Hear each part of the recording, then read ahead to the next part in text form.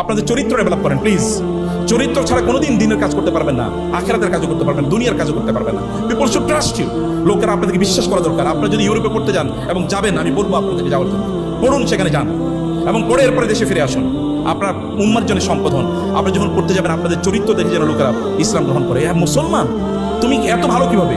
তখন বলে যে আমি মানে একবার এমন হলো যে সবাই মদ খাচ্ছে, সেলিব্রেট করছে, কারণ বড় একটা অর্জন হয়েছে। একজন ইয়াং ম্যান মদ খাচ্ছে না, তো ওই অফিসের সবচেয়ে সুন্দরী মেয়েটা এসে বললো, তুমি মদ খাচ্ছ না কেন?